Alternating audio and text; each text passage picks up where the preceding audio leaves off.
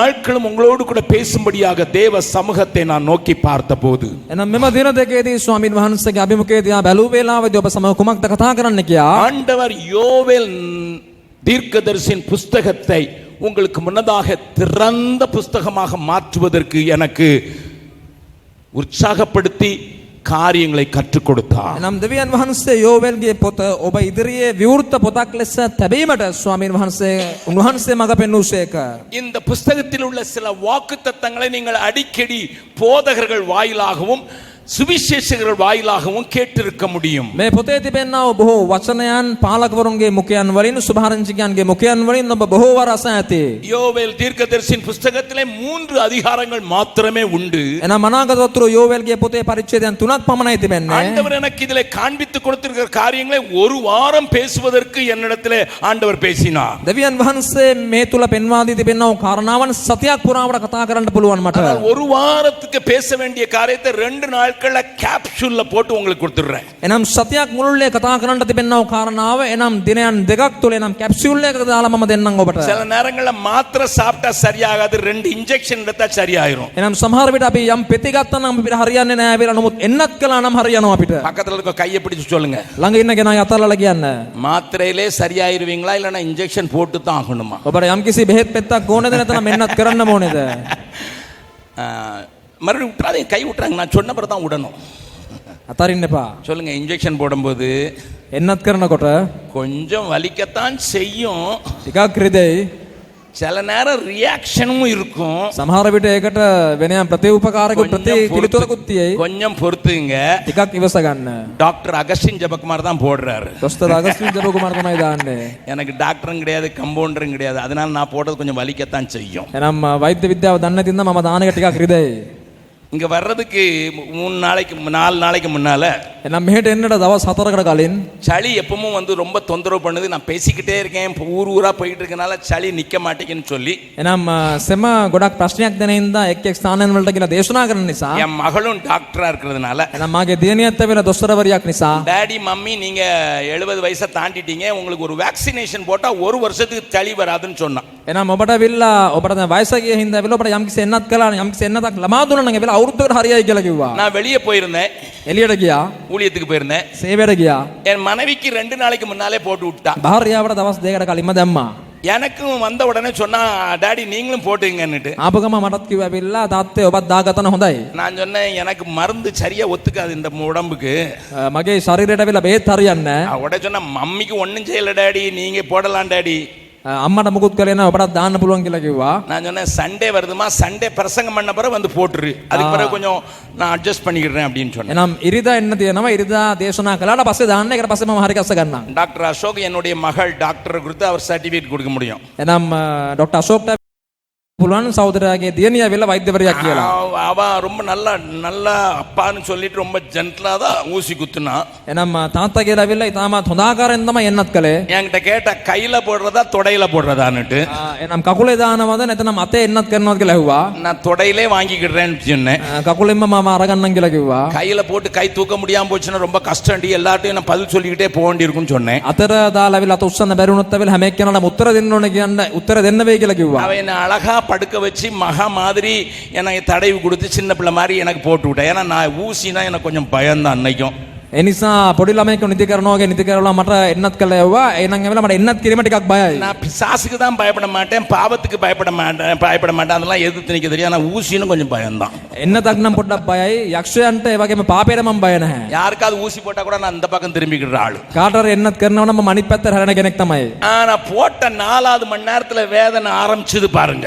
එනම් දාපු 4 වෙනි පැයේ තියලා වේදනාවක් පටන් ගත්තා මට. அடுத்த நாள் இவ்வளவு பெருசு வீங்கிட்டு, ඊළඟ දවසෙත් ඒ වේදනාව. காலை தூக்கி வைக்க முடியல. කකුල උස්සලා තියන්න බෑ. உடனே டாக்டருக்கு ஃபோன் பண்ணி, டாக்டர் அசோக் என்ன எங்க அப்பாவுக்கு இப்படி ஆகி போச்சுன்னு அவர் ஒரு மருந்து கொடுக்க, அதுல மேல எல்லாம் போட்டு ஐஸ் எல்லாம் வச்சு தடவி என்னெல்லாம போட்டு நான் சொன்னேன், அம்மா இலங்கைக்கு போகணும், இல்லைன்னா செல்வரத்ன தலைகளை சிலுவையில் அரைஞ்சிருவார். එනම් දොස්තර අශෝක්ට කතා කළා මේ ප්‍රශ්නයක් වුණා මොකද්ද කරන්නේ. ඊට පස්සේ එයා යම් බේතක් ලබා දුන්නා. ලංකාවට යන්නත් තියෙනවා. පස්සේ செல்வரட் නම් කනපිටමාව හරවයි කියලා කිව්වා. அவன் சொன்னா, அம்மாவுக்கும் அதே ஊசி தான் போட்டேன், අම්මටත් ඒ එන්නත තමයි ලබා அதே දුන්නේ. இடத்துல தான் போட்டேன். ඒ තැනම තමයි දැම්මේ. அவங்க உங்களுக்கு இன்ஃபெக்ஷனே ஆகல, உங்களுக்கு எதுக்கு இப்படி ஆயிடுச்சு? ඈට මුකුත් තුනේ නැවිල්ලා ඔබට විතරයි ප්‍රශ්නයක් වුණේ කියලා. அதுல என்ன ஆச்சரியம்னா, මොකද්ද පුදුමේ නම්? போட்டது இங்க, දැම්මේ මෙතන, வலிச்சது அடுத்த பக்கத்துல, බෙදුනේ அனிත් පැත්තේ, சிகப்பானது இந்த பக்கத்துல. රතුනේ තව පැත්තක. எனக்கு ஒண்ணுமே விளங்கல. මොකුත් තේරුනේ නැහැ. போட்ட இடத்துல வலிச்சதுன்னா அர்த்தம் இருக்குது, දැම්ම තැනේ රිදෙනවා නම් ඇවිල්ලා ඒකට තේරුමක් තියෙනවා. போடாத இடத்துல வலிக்குது, එනම් දැම්මා දැම්මේ නැති තැනක போடாத රිදෙilla, இடத்துல சிகப்பாயிடுச்சு. දැම්මේ නැති තැනක ඇවිල්ලා රතු වෙලා තිබෙනවා. 3 நாள் நடக்க முடியல. දවස් 3ක් ඇවිදින්න බැරි වුණා. நான் டாக்டர்கிட்ட வந்து கேட்டேன், அசோக் இது என்ன மருந்து கொடுத்தாங்க எனக்கு ඩොක්ටර් අශෝක් කිව්වා මොකද්ද මේ බෙහෙත? அப்ப அவர் சொன்னாரு, ඔව් කිව්වා தொடையில டிபார்ட்மெண்டா இருக்கு, ஒரு டிபார்ட்மெண்ட் போட்டா அடுத்த டிபார்ட்மெண்ட்லயும் பாதிப்பு ஏற்படும் அப்படின்னு சொன்னாரு. එනම් පාදයේ ගත්තනම් ඇවිල්ලා පාදයේ ඇවිල්ලා එක එක දෙපාර්තමේන්තු තිබෙනවා, එක දෙපාර්තමේන්තුවකට දැම්මනම් ඇවිල්ලා අනිත් දෙපාර්තමේන්තුවටත් ඒකේ බලපෑම තිබෙනවා කියලා කිව්වා. இப்ப பக்கத்துல இருக்க கையை பிடிச்சு முகத்தை பார்த்து சொல்லுங்க பார்க்கலாம். ළඟ ඉන්න කෙනාගේ අතල්ලලා මූණ බලලා කියන්න. இன்ஜெக்ஷன் போட போறாரு, එන්නත් කරන්න යනවා. அது எங்கெல்லாம் வலிக்குதோ தெரியாது, ඔය කොයි රිදෙයිද කියලා දන්නේ නැහැ. வேற பக்கம் வலிக்கலாம், වෙන පැත්තක රිදෙන්න පුළුවන්, வேற பக்கம் இடிக்கலாம், වෙන පැත්තක ඇවිල්ලා කැක්කුමක් ඇති වෙන්න உனக்கு පුළුවන්. போடுற இன்ஜெக்ஷன் உன் மனைவிக்கும் சேர்த்து போட்ட மாதிரி வரும், ඔබට දාන එන්නත් ඇවිල්ලා භාර්යාවටත් එන්නත් කලා වගේ තියෙයි. குடும்பத்தை பாதிக்கும், පවුලටත් ඇවිල්ලා බලපෑමක් ඇති කරයි, சபையும் பாதிக்கும், සභාවටත් බලපෑමක් ඇති சில කරයි. நேரம் உனக்கு போட்ட இன்ஜெக்ஷன் பாஸ்டருக்கும் வலிக்கும். සමහර ඔබට දාන එන්නත් ඔබගේ පාලකවරයාටත් රිදෙයි. ரெடியா இருந்துங்க. සූදානම් වෙන්න. ஹalleluya. හalleluya. நான் ஆண்டவரிடத்துல இந்த நாட்களுக்காக காத்திருந்த போது, නම් මේ කාලය වෙනුවෙන් මම රැකසිටිය වෙලාවේ ஆண்டவர் யோவேல் தீர்க்கதரிசியின் புத்தகத்திலிருந்து என்ன பேச சொன்னார். දෙවියන් වහන්සේ අනාගත වතුර යෝවේල්ගේ පොතෙන් කතා කරන්න කියලා කිව්වා. நான் சொன்னது போல யோவேல் தீர்க்கதரிசியின் புத்தகத்துல එහෙනම් මම පැවසුවා කරන අනාගත වතුර යෝවේල්ගේ சில පොත வசனங்கள் நமக்கு மிகவும் பிரியமானவைகள். සමහර පදයන් අපි තාමත් කැමති පදයන්. இரண்டாவது அதிகாரத்தின் 18வது வசனத்தை வாசிக்கிறேன். දෙවන පරිච්ඡේදයේ 18 වන පදය. கர்த்தர் தமது தேசத்துக்காக வைராக்கியம் கொண்டு தமது தனங்களை கடாட்சிப்பார். ස්වාමින් වහන්සේ තමන්ගේ දේශය ගැන ජ්වලිත වී තමන්ගේ සෙනඟට අනුකම්පා කළසේක. 21வது வசனத்தை வாசிக்கிறேன். 21 වන පදය. தேசமே பயப்படாதே, மகிழ்ந்து களிகூறு, கர்த்தர் பெரிய காரியங்களை செய்வார். එම්බා දේශය බය නොවී ප්‍රීති සන්තෝෂ වෙන්නමක් නිසාද ස්වාමින් වහන්සේ මහත් දේ කළසේක. 26வது வசனத்தை வாசிக்கிறேன். 26 වන පදය. நீங்கள் சம்பூர்ணமாய் சாப்பிட்டு திருப்தி அடைந்து உங்களை அதிசயமாய் நடத்தி வந்த உங்கள் தேவனாய கர்த்தருடைய நாமத்தை துதிப்பீர்கள். නුඹලා වනාහි කෑම කා තෘප්තියට පැමිණ නුඹලා ගැන පුදුම ලෙස ක්‍රියා කළා නුඹලාගේ දෙවියන් ස්වාමින් වහන්සේගේ නාමය වර්ණනා කරන්නහුය. என் ஜனங்கள் ஒருபோதும் வெட்கப்பட்டு போவதில்லை. මාගේ සෙනඟ කිසි කලකට ලැජ්ජාවනපත් නොවන්නෝය. அதே அதிகாரத்தில் இன்னும் வாசிக்கிறேன். තවත් කියවන්නම්. கடைசி நாட்களில மாம்சமான யாவர் மேலும் என் ஆவியை ஊற்றுவேன். මාංශමය උසියාලන් කෙරේ මාගේ ආත්මය වගුරවන්නෙමි. 28வது வசனம். 28 වන පදය. உங்கள் குமாரரும் குமாரத்திகளும் தீர்க்க தரிசனம் சொல்வார்கள். නුඹලාගේ පුත්‍රයෝද දූවරුද අනාගත වාක්‍ය කියන්නෝය. உங்கள் மூப்பர் சொப்பனங்களை காண்பார்கள். නුඹලාගේ මහල්ලෝ ස්වප්න දකින්නෝය. வாலிபர் தரிசனங்களை காண்பார்கள். නුඹලාගේ යෞවනයන්ට දර්ශන පෙනෙනවා ඇත. 32வது வசனம். 32 වන පදය. கர்த்தருடைய நாமத்தை தொழுதுகிறவர்கள் எவனோ அவன் ரட்சிக்கப்படுவான். ස්වාමින් වහන්සේගේ නාමය කියා යාඥා කරන කවුරු නමුත් ගැලවෙනවා ඇත. இதெல்லாம் நமக்கு பழக்கமான வாக்குத்தத்தங்கள். නම් මේවා අපිට ඉතාමත් පුරුදු පොරොන්දු. இப்ப வாக்குத்தத்தம் வருஷத்துக்கு ஒண்ணு வந்து, அதுக்கு அப்புறம் மாசத்துக்கு ஒண்ணு வந்து, இப்ப வாரத்துக்கு ஒண்ணு வந்து, இப்ப டெய்லி வாக்குத்தத்தம் வந்துச்சு. ඉස්සර වෙලා අවුරුද්දකට එක පොරොන්දුවක්, ඊට පස්සේ මාසයකට පොරොන්දුවක්, සතියකට පොරොන්දුවක්, දැන් දවසකට පොරොන්දුවක් ඇවිල්ලා. உங்க ஊருக்கும் தினத்தந்தி பேப்பர் வருதுன்னு நினைக்கிறேன். ராசி பலன் பாக்குற மாதிரி நம்மளும் இன்னைக்கு ஏதாவது வாக்குத்தத்தம் கொடுக்குறாருன்னுட்டு ராசி பலன் பாக்குறோம். உங்களை பத்தி தான் சொல்றேன். ඔබගේ නිවසේවත් වෙලා දැන් එදිනෙදා පත්තරය එනවා වගේ ඇවිල්ලා, ලග්න බලනවා වගේ, පලාපල බලනවා වගේ ඇවිල්ලා දැන් පොරොන්දුත් බලන්න අරගෙන. சிலர் கேலண்டர்ல அடிச்சு விட்டாங்க. සමහර අය කැලෙන්ඩරේම දාලා දානවා. சிலர் வாட்ஸ்அப்ல அனுப்புறாங்க. සමහර අය WhatsApp එකේ යවනවා. சிலர் அதுதான் ஊழியன்னு நினைச்சுக்கிட்டு இருக்கான். සමහර අය ඒක තමයි සේවය කියලාම කරමින් இன்னைக்கு என்ன ඉන්නවා. வாக்குத்தத்தம்? මොකද්ද පොරොන්දු? என் ஜனங்கள் ஒருபோதும் வெட்கப்படுவதில்லை. එහෙනම් මාගේ සෙනඟ කිසි කලක ලැජ්ජාවටපත් නොවන්නෝය. அன்னைக்கு அடுத்த நாள் என்ன வாக்குத்தத்தம்? ඊළඟ දවසේ මොකද්ද? உன் வெட்கத்துக்கு பதிலாக அது. එනම් නුඹේ ලැජ්ජාවට වඩා இன்னைக்கு என்ன வாக்குத்தத்தம்? අද පොරොන්දුව මොකද්ද? தேசமே மகிழ்ந்து களிகூர், கர்த்தர் பெரிய காரியம் செய்ய போறார். දේශේ ප්‍රීති වෙන්න ස්වාමින් වහන්සේ මහත් දේවල් කරන්නේ. இத கேட்டு கேட்டு நமக்கும் காது புளிச்சிருக்கும். මේක අහලා අපිටත් ඇවිල්ලා කන ඇති වෙලා ඇති. ஆனா இந்த வாக்குத்தத்தங்கள் எல்லாம் எப்ப நடந்தது, ஏன் நடந்ததுங்கறத கவனிக்கிறதுக்கு ஆட்கள் இல்ல. මේ පොරොන්දු කවද්ද සිදු වුනේ, මොනවාටද සිදු වුනේ කියන දේවල් බලන්න මිනිස්සු නැහැ. நமக்கு இப்ப நேரமும் இல்ல. ஏன்னா பைபிள் தான் மொபைல்ல வந்துட்டு, அதனால நேரம் இல்ல. අපිට දැන් වෙලාවක් නැහැ. බයිබලේ තමයි මොබයිල් ෆෝන් එකට ඇවිල්ලා ඉවරයි. மொபைல் வாசிக்கும் போது இடையில க்ளிங் அப்படின்னு வருது, ஒரு மெயில் வந்துட்டு. ඒවන කොටම ඇවිල්ලා හදිස්සියෙම ඇවිල්ලා පිළිතුරු පණිවිඩය. அதுக்குள்ள அந்த ஃபேஸை விட்டுட்டு இந்த ஃபேஸை பார்க்க ஆரம்பிச்சிடுறோம். ඒකත් ඇල්ල මේක බලන්න පටන් ගන්නවා. அதனால நிறைய பேர் மொபைல்லே படிச்சுக்கிறோம்ல. දැන් ගොඩක් දෙනෙක් ඇවිල්ලා ජංගම දුරකථනෙම ඉගෙන ගන්නවා. நல்லா கவனிங்க. මොදි නවුම්කම් දෙන්න.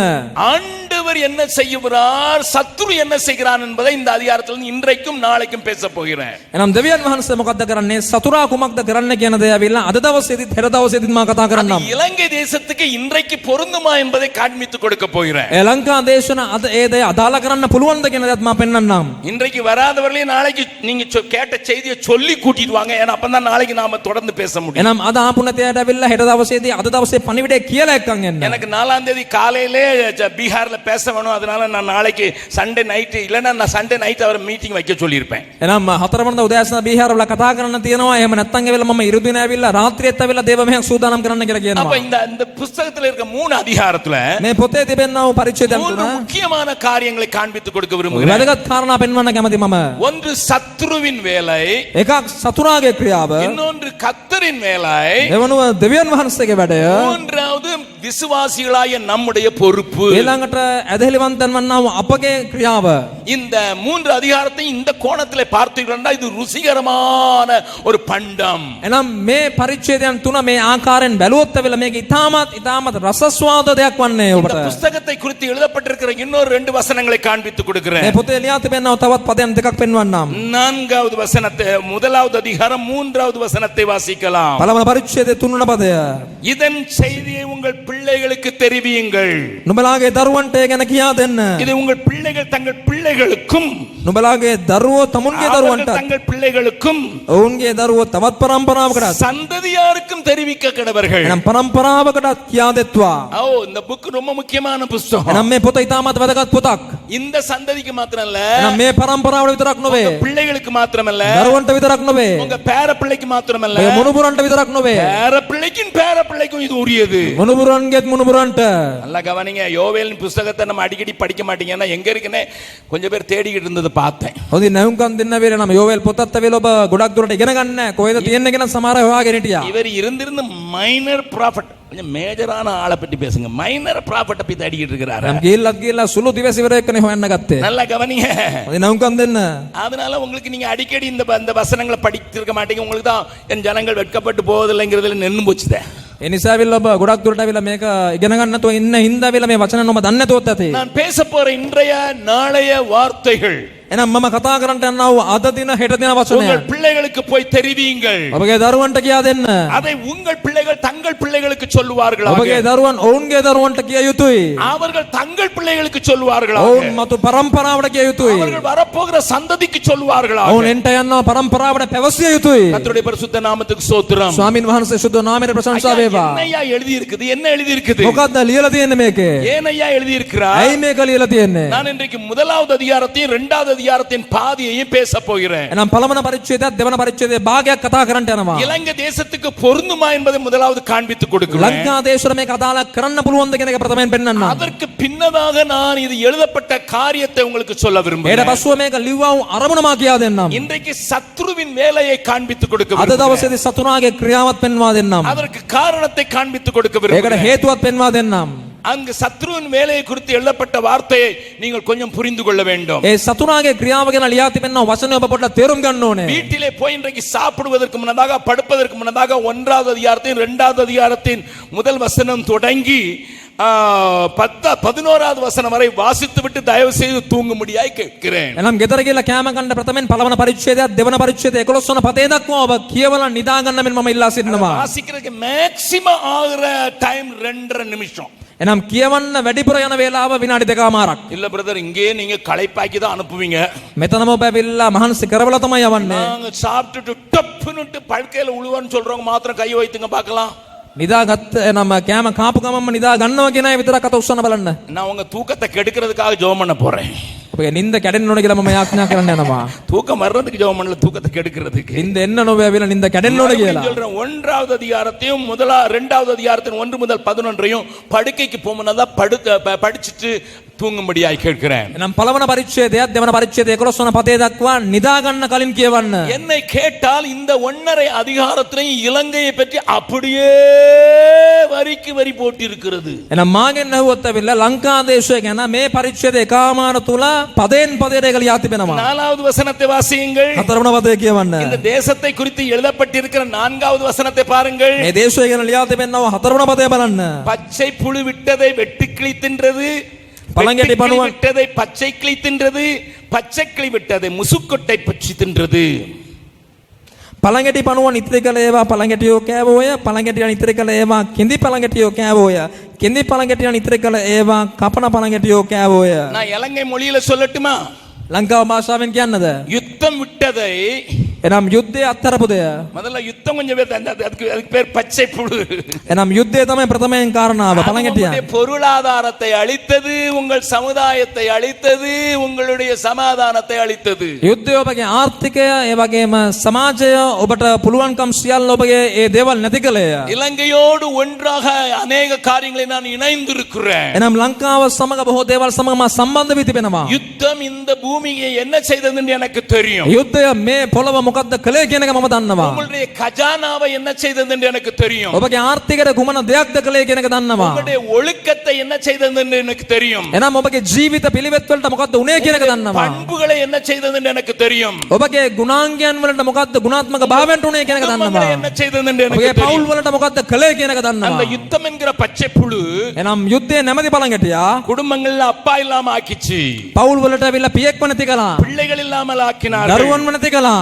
இருந்தவங்க துண்ட காணும் துணிய காணும் என்று ஓட வேண்டியது இருந்தது. හිටිය අය ඇවිල්ලා දුවන්න සලස්සුවා. செல்வந்தராக வாழ்ந்தவர்கள் தன் தரையில படுத்து தூங்க வேண்டி இருந்தது. ධනවත් මනුෂ්‍යයන් ලෙස ජීවත් වුණා අය ඇවිල්ලා පොළොවේ නිදා ගන්න அந்த උනා. பச்சை புழு එබ පළඟැටියන් சமுதாயத்தில் வெறுப்பை விதைத்தது. එනම් සමාජයේ යම් එපාවීමක් ඇති කළේය. என்னுடைய சொந்தக்காரர்கள் அநேகர் இங்கே வியாபாரம் செய்தவர்கள். එනම් මාගේ ඥාතීන් බොහෝ දෙනෙක් මෙම දේශයේ ව්‍යාපාරය කරපු අය. என்னுடைய சொந்த மாமா இங்கே வியாபாரம் செய்தவர். එනම් සහෝදරයාගේම මාම ඇවිල්ලා මෙම දේශයේ ව්‍යාපාර කරපු மகன் කෙනෙක්. இங்கே வியாபாரம் செய்தவர். ඔහුගේ පුත්‍රයා මෙහි ව්‍යාපාර කරපු කෙනෙක්. அவர்கள் எல்லாம் இலங்கையிலிருந்து எப்படா வருவாங்கன்னு நாங்கள் காத்திருக்கிறோம் சிறுபிள்ளையா இருக்கும்போது. කුඩා අවධියේදී ඇවිල්ලා ලංකාවෙන් කවද්ද උන් එන්නේ කියලා බලාගෙන ඉන්නවා. இலங்கையிலிருந்து வர்ற ஆலிக்ஸ்க்காக நான் ஏங்கி இருக்கிறேன் என்று ஆஸ்திரேலியா ஆலிக்ஸ் இலங்கையிலிருந்து எங்க வீட்டுக்கு வரும். එනම් ලංකා දේශයෙන් පැමිණෙනව හොර්ලික්ස් වෙනුවෙන් ඇවිල්ලා මම ඉතාමත් බලාපොරොත්තුෙන් බොහෝ සෙරින්ද තිබෙනවා. எனக்கு 73 வயசு வரைக்கும் இவ்வளவு சத்தம் போடுறதுக்கு பலன் இருக்குன்னா இலங்கையிலிருந்து ஆஸ்திரேலியால இருந்து வந்து இலங்கை மூலமாக எங்க வீட்டுக்கு வாரம் வந்த ஆலிக்ஸை சாப்பிட்டதுனால தான். එනම් මෙච්චර වයස අවුරුදු 73ට ගෑ ගහනවා නම් ඇවිල්ලා ඕස්ට්‍රේලියානු දේශයෙන් ලංකාවට පැමිණියා වූ එනම් ලංකාවෙන් ඉන්දියාවට පැමිණියා හොර්ලික්ස් තමයි ඒකට හේතුව. இங்க இருந்து உண்டாகிற சாண்டல்வுட் சோப், ராணி சாண்டல்வுட் சோப்பை நன்றாக நான் அனுபவித்தவன். එනම් ලංකා දේශයෙන් ඇති කරන්නා වූ එනම් රාණි සඳුන් සබන් කියනවා වූ සබන් ඇවිල්ලා මම ඉතාමත් කැමතියි. ஆனா போன மாசம் யாரோ ராணி சாண்டல்வுட் சோப்புன்னு வாங்கி கொடுத்தாங்க, மேல போட்டா நாத்தமா இருக்குது.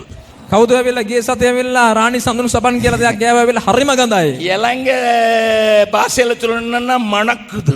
என்ன மணக்குதுன்னு தெரியாது. ලංකා භාෂාවෙන් කියනවා නම් ගඳ ගහනවා. முன்னால இருக்கிற ராணி சோப்பு அப்படி தொட்டாலே போதும், அப்படி கப கப கபன்னு எங்க வாத்தியாரே கேட்பாரு, என்னடா சாண்டல்வுட் போட்டிருக்கியா, அது ராணி போட்டிருக்கியான்னு அவர் கேட்பாரு. ඉස්සර ඇවිල්ලා එම සබන් ඇවිල්ලා නිකන් අත ගැහුවොත්ම වෙල එච්චර සුවඳයි ඇවිල්ලා. சோப்பு வரைக்கும் கெடுத்து விட்டுச்சு.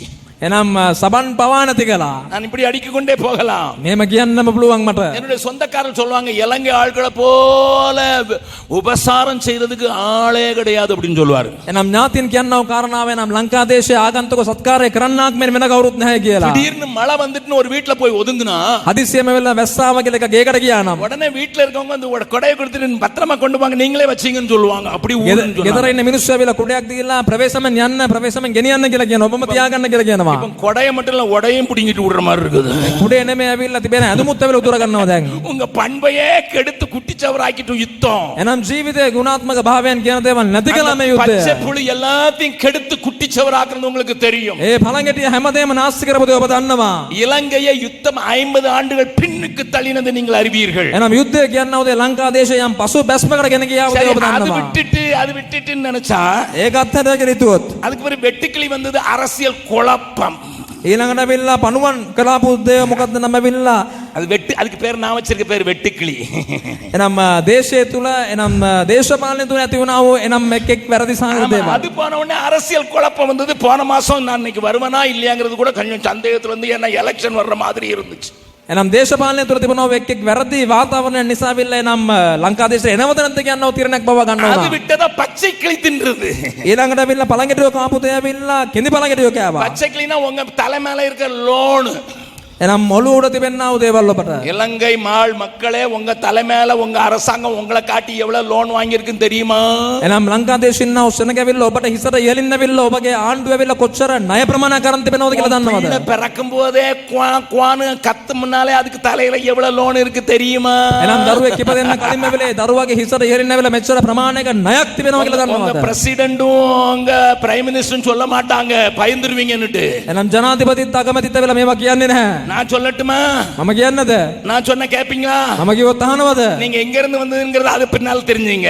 කොහෙන්ද ආවේ කියලා පස්සේ දැනගන්න. உங்க பிள்ளை பிறக்கும் போதே உங்க பிள்ளை மேல 1.5 லட்சம் ரூபாய் கடனோடு தான் பிறக்குது. එනම් ඔබගේ දරුවා ඉපදෙනකොටම ඔබගේ දරුවාගේ හිසට ඉහළින්නවිල්ල ලක්ෂ 1.5ක ණයක් තිබෙනවා. இது காணா குறைக்கு உங்க ஆளு போய் பிலிப்பைன் நாட்டுல கூட போய் 300 மில்லியன் கொடுப்பா எங்க நாடு மூழ்குதுன்னு சொல்லி வாங்கிட்டு வந்துட்டாரு. එනම් මේක මදි කියලා වෙලා පිලිපින් දේශයට ගිහිල්ලත් වෙලා ණයක් අරගෙන වෙත් තිබෙනවා.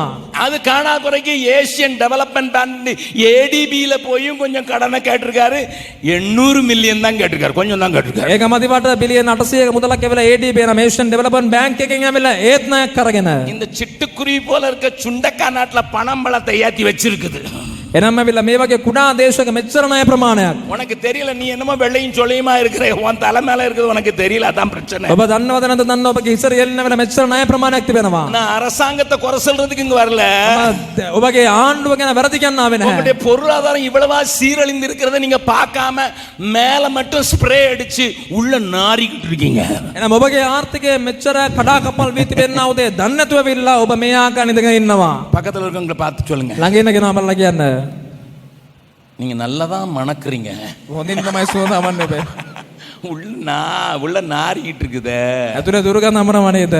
பாக்குறதுக்கு எல்லாமே கார் ஈர்லாம் இருக்கிற மாதிரி இருக்குது. එනම් බලද්දී ඔක්කොම හොඳින් තමයි තිබෙන්නේ. ஆனா எக்கனாமி கீழே போயிடுச்சு. ආර්ථිකය කඩාකප්පල් වී ගියා. இப்ப பச்சைக்கிளி தின்னதா முசுக்கொட்டை பூச்சி தின்றத அதையும் காட்டி கொடுத்துறேன். දැන් කෙඳි පළඟටිය කාපු දෙයක් මම පෙන්වන්නම්. நல்லா கவனிங்க. හොඳින් අහුම්කම් දෙන්න. புஸ்தகத்தை படிக்கும் போது ஏதோ படிக்க கூடாது. உன் சந்தோஷம் துக்கம் சந்தோஷமா மாறும், இதே படிச்சு படிச்சு கெட்டு போகாதீங்க. ஒழுங்கு பைபிளை படி. පොත් ඉගෙන ගන්නකොට එකම දේවල් ඉගෙනගෙන විතරක් යන්න එපා. இது என்ன செய்ததுங்கிறதையும் காட்டி கொடுத்துறேன். මේ මොකක්ද කරන්න කියලාත් මම පෙන්වන්නම්. 7வது வசனத்தை வாசிங்க பார்க்கலாம். 7 වන පදය. அது என் திராட்சை செடியை அழித்து அது என் திராட்சை செடியை அழிச்சு என் அத்தி மரத்தை உரித்து என் அத்தி மரத்தை உரிச்சி அதன் பட்டையை முற்றிலும் தின்று அதன் போட்டது. பட்டையை முற்றிலும் தின்று போட்டது. அதன் கிளைகள் வெண்மையாயிற்று. அதன் கிளைகள் வெண்மையாயிற்று. උන්මාගේ මිදිවැල පාලු කොට මාගේ අත්තිකා ගහ කඩා දමා එහි පොතු ගලවා හෙලා දැමුවෝය. එහි අතුද සුදු වී තිබේ. நான் இருக்கிறது ஒரு கிராமத்துல இருக்கிறேன். මම ඉන්නේ ගම්මානයක. நாங்க ஒரு 50 யூக்கலிப்டஸ் மரத்தை வச்சிருக்கோம். வளர்த்தியா வளர்ந்துருக்குது. එනම් ගස් 50ක් විතර තියලා තියෙනවා. ඇවිල්ලා ඒක හොඳාකන් වර්ධනය වෙ තිබෙනවා. ஒவ்வொரு மரமும் 60 அடி வளர்ந்துட்டு. හැම ගහක්ම ඇවිල්ලා අඩි 60ක් පමණ වර්ධනය වෙ நான் තිබෙනවා. என் பிள்ளைங்க 100 பேரை கூப்பிட்டேன். දරුවන් වලට ගැහුවා. 100 பேர் கையில ஒரு சின்ன சின்ன கண்ணு கொடுத்தேன். කුඩා කුඩා පැලෑටි දුන්නා. இது எப்படி வளருதுன்னு பாரு, நீ அப்படி வளரணும்னு சொல்லி கொடுத்தேன். කොහොමද මේක වර්ධනය වෙන්නේ කියලා බලන්න. එහෙම ඔබ වැඩෙන්න ඕනේ කියලා කිව්වා. 100 பிள்ளைங்களும் நட்டாங்க. දරුවන් 100 දෙනාම මේක පැල කළා. ஒரு மாசம் தண்ணி ஊத்துனாங்க. මාසයක් වතුර දැම්මා. அதுக்குள்ள அது வளர ஆரம்பிச்சிச்சு. ඒ තුල වර්ධනය වෙන්න ගත්තා ඒ පැලෑටි. பிள்ளைங்களுக்கு பயங்கர சந்தோஷம். ලොකු ප්‍රීතියක්. 3 வருஷத்துல வளர்ந்து அது 12 அடிக்கு வந்துட்டு. එනම් අවුරුදු 3කින් ඉඳලා අඩි 12ක් ආවා. இப்ப 5 வருஷம் ஆயிடுச்சு. දැන් අවුරුදු 5ක් වුණා. 5 வருஷத்துல 60 அடி வந்துச்சு. අවුරුදු 5කින් තවත් වැඩි වුණා. நல்லா பாக்குறதுக்கு அழகா இருக்குது. බැල්මට ලස්සනයි. என் கூட வேலை செய்யற ஹிமான்சுன்னு ஒரு தம்பி, හිමාන්ස් කියලා මල්ලි කෙනෙක් ඉන්න මා සමග වැඩ කරනවා ඔහු. அவன் சொன்னா ராஜஸ்தான்ல இருந்து ஒரு ஆடு வந்திருக்குது அங்கிள். එනම් රාජස්ථාන් වලින් ඇවිල්ලා එළුවෙක් ඇවිත් තිබෙනවා කියලා කිව්වා. அது மிலிட்டரிக்காரன் போட்ட ட்ரெஸ் மாதிரி போட்டுருக்குது. එනම් ඇවිල්ලා ඒක හමුදා කෙනෙක් ඇඳව වස්ත්‍රයක් වගේ. புள்ளி புள்ளி புள்ளி புள்ளியா යම් යම් තිත් තිබෙනවා. பிரவுன் ஒயிட் அப்படி போட்டிருக்குது. සුදු ඒ වගේම දුඹුරු පාටට. அங்கிள் 3 மாசத்துல මාස 3කින් அது பயங்கரமா வளர்ந்துரும். හොඳට වැඩෙනවා. குட்டியா வாங்கிட்டு வர்றேன். පැටියෙක් ලෙස අරන් එන්න. 3 மாசத்துல මාස 3න් 25 கிலோ ஆயிரும். කිලෝ 25ක්. நான் 5 கிலோல வாங்கிட்டு வரேன். කිලෝ 5න් මම ගේන්නම්. 3 மாசத்துல 25 கிலோ ஆயிரும். මාස 3න් කිලෝ 25ක්. அதை வாங்கி வளர்த்தோம்னா நமக்கு பயங்கர மினிஸ்ட்ரிக்கு காசு கிடைச்சிரும்னு சொன்னான். ඒක අරගෙන හැදුවොත් ඇවිල්ලා අපගේ සේවයට ගොඩක් මුදල් ලැබෙයි. ராஜஸ்தான்ல உள்ள ஆடு රාජස්ථාන වල එළුවෙක් 3 ආடு வாங்கிட்டு வந்தான். 3ක් ගෙනාව එළුවෝ. சரி நானும் ரொம்ப சந்தோஷம், மினிஸ்ட்ரிக்கு 3 மாசத்துல இவ்வளவு காசு யார் தர போறா? සේවයට ඇවිල්ලා මෙච්චර මුදලක් ලැබෙන්නේ නැනවා නේද? ஒவ்வொரு ஆடும் 800 ரூபாய்க்கு வாங்கணும். 800 ගත්ත එක් එළුවෙක්ව 25 கிலோ இதுக்கு எவ்வளவு ஆயிரும் பாத்துருங்க. කිලෝ 25ක් නේද? கிட்டத்தட்ட ஒரு 5000 ரூபாய்க்கு இறைச்சி ஆயிரும். සාමාන්‍යයෙන් වෙලා 5000කටම වෙලා මස් කරන්න அதுக்கு පුළුවන්. தோல் இருக்குது. ඊට පස්සේ හැම තිබෙනවා. 800 ரூபா 3 மாசத்துல 5000 ரூபா ஆச்சுன்னா அது பாடி பேங்க் பெருசு கிடையாது அப்படின்னு சொல்லிட்டு முதல்ல ட்ரை பண்ணி பார்ப்போம்னு வாங்கணும். උත්සාහ කළ බලමු කියලා නම් රුපියල් 800 ඇවිල්ලා ඒ 800 5000ක් වෙයිනේ කියලා උත්සාහ කළ බලමු කියලා அந்த බැලුවා. ஆடு புசு புசு புசு புசுன்னு வளர்ந்தது. ඒ එළුවා ඉක්මනට වැඩුණා. ஒரு மாசத்துல பார்த்தா இவ்வளவு உயரம் வந்துட்டு. මාසෙකින් යන මෙච්චර උස. 2 மாசத்துல பார்த்தா ஏன் உயரம் வந்துட்டு. මාස දෙකකින් ඇවිල්ලා සෞදේ අතරමට වෙය. அது காலை தூக்கி மேல போட்டதுன்னா நான் கீழே உட்கார்ந்துட்டேன். කකුල අරන් උඩට உண்மையை දැම්මම சொல்றேன். කකුල අරන් උඩට දැම්මම සෞදේට ඉඳ ගන්න වෙයි. அதே 3 மாசம் குட்டி மேல போட்டதுன்னா உட்கார்ந்துட்டு 75 வயசு ஆளு கீழே உட்கார்ந்துருது. එහෙනම් මාස 3කින් ඇවිල්ලා එච්චර වර්ධනයක් ඇවිල්ලා. நாங்க அந்த ஆட்டை இந்த மரத்துல கட்டி வச்சிருந்தோம். ඒ එළුවා ඇවිල්ලා මේ ගහේ ඇවිල්ලා බැඳලා තිබ්බා. இந்த ஆட்டுக்கு எவ்வளவுதான் புல்லு போட்டாலும் புல்ல திங்காது. කොච්චර තනකොළ දැම්මත් වෙලා තනකොළ ගන්නෙ නැහැ. அங்க இருந்து இங்க இருந்தெல்லாம் புல்லு வெட்டி கொண்டு போடுவோம். එතනින් මෙතනින් කියලා තනකොළ අරන් දෙනවා. அது கீழே இருக்கிறதையே சாப்பிடாது. බිම තිබෙන එක ගන්නෙම නැහැ. அது மரத்து மேல காலை வச்சு சாப்பிட்டா தான் அதுக்கு திருப்தி. එහෙනම් ගහට කකුල තියලා කෑවොත් තමයි ඒකට තෘප්තියක්.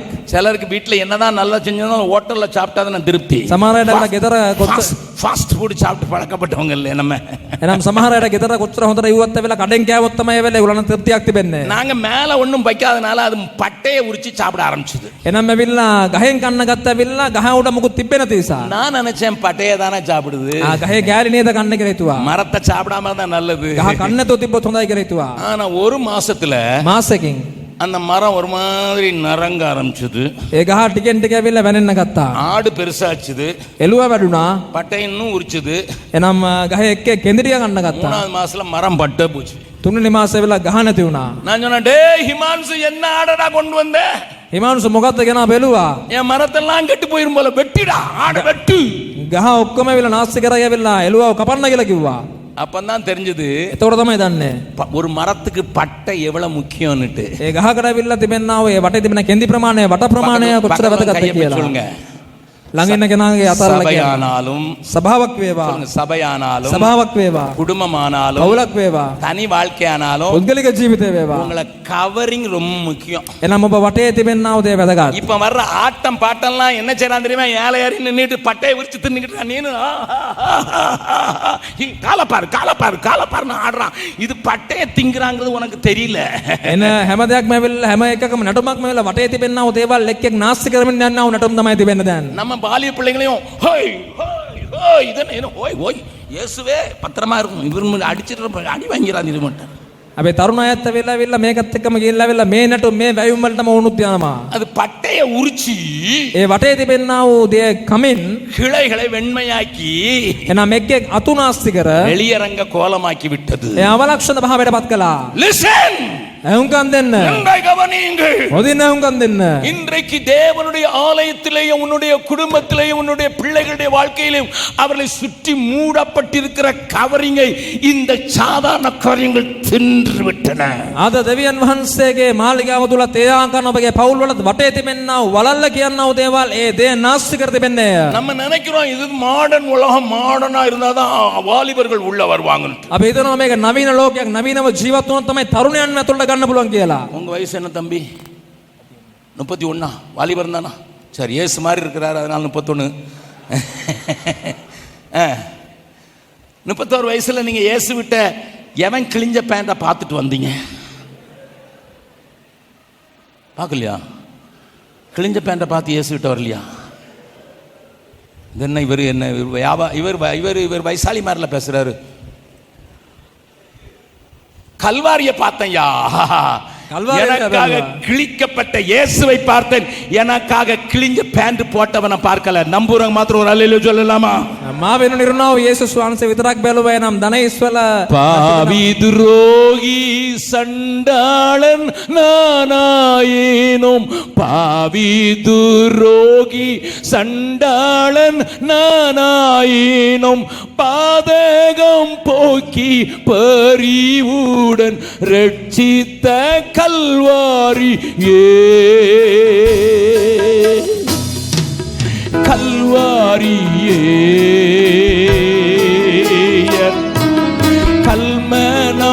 உருக்கிடும் கல்வாரியே, கல்மனம் உருக்கிடும் கல்வாரியே.